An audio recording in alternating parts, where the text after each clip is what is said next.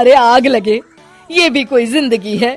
सुबह से चिल्लम चिल्ली पुकार सुन के मैं तो तंग आ गई हूँ।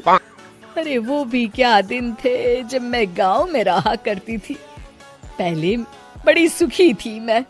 पहले मेरी जिंदगी क्या थी और अब क्या हो गई है। शहर में तो लोग भेड़ बकरी की तरह जीते हैं। जीने का असली मजा तो गांव में है। क्यों, क्या हुआ माँ जी? आज गांव की बहुत याद आ रही है आपको? अरे हाँ बहू, शहर का जीना भी कोई जीना है। लोगों की आधी जिंदगी तो सड़कों के ट्रैफिक में निकल जाती है और यहाँ रखा ही क्या है। एक बात कहूँ, दिल्ली शहर अब पहले जैसा नहीं रहा। क्या माँ, जब देखो गांव के गुणगान गाती रहती हो। ठीक है, इस बार ना बच्चों के कॉलेज की छुट्टियों में हम सब गांव चलेंगे, ठीक है?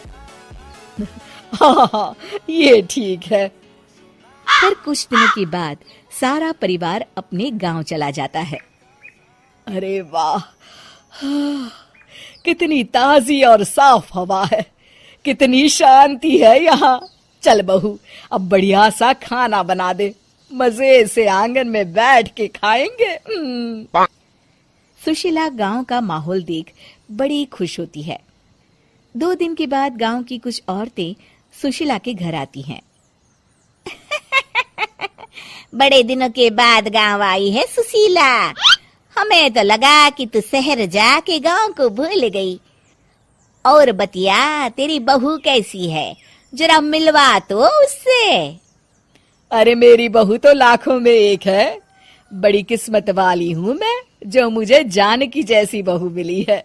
हमेशा मेरी सेवा में लगी रहती है और आज तक कभी पलटकर जवाब नहीं दिया उसने। सुशीला की बातें सुनकर सभी औरतें हंसने लगती है।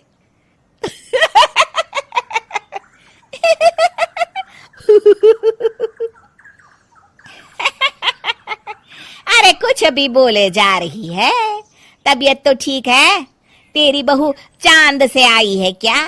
क्यों बहनों, दुनिया की कोई भी बहू अच्छी होती है क्या? सब औरतें ममता की हाँ में हाँ मिलाती हैं। अरे मैं तो कहती हूँ दुनिया की हर बहू सास का खून चूसने वाली डायन होती है, डायन। मैं तो एक बिल में 1000 सांप के साथ रह सकती हूँ, लेकिन अपनी बहू के साथ नहीं रह सकती। हाँ, तूने सही कहा। मेरी बहू तो तेरी बहू से भी 2 कदम आगे है। सब औरतों की बातें सुनकर ममता मन ही मन बड़बड़ाती है। अरे ये गांव सुधर गया, लेकिन औरतें नहीं सुधरी। अगर थोड़ी देर और इनकी बेवकूफी भरी बातें सुनूंगी तो मैं सच में पागल हो जाऊंगी।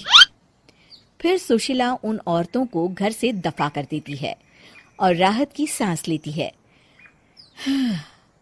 अरे बहू, जरा बाम लाके मेरे सर पर तो लगा दे।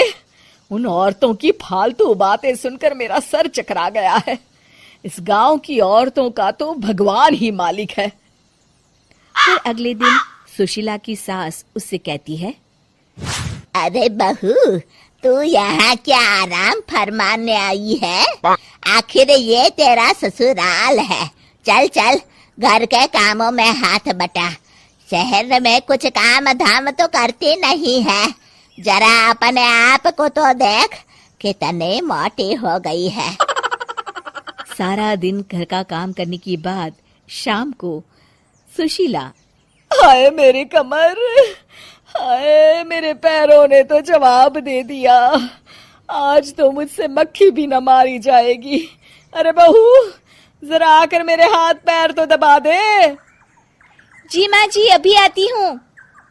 तभी सुशीला की सास जानकी को रोकते हुए कहती है, अरे रुक जा बहू, एक दिन काम करके इसको इसकी नानी याद आ गई। हम लोग तो रोज इतना काम करते हैं, कोई जरूरत नहीं इसके हाथ पैर दबाने की। सुबह तक सब ठीक हो जाएगा। सुशीला अपनी सास की बातें सुनकर हैरान रह जाती है। इस तरह धीरे धीरे गांव आने के बाद सुशीला की परेशानी शुरू हो जाती है।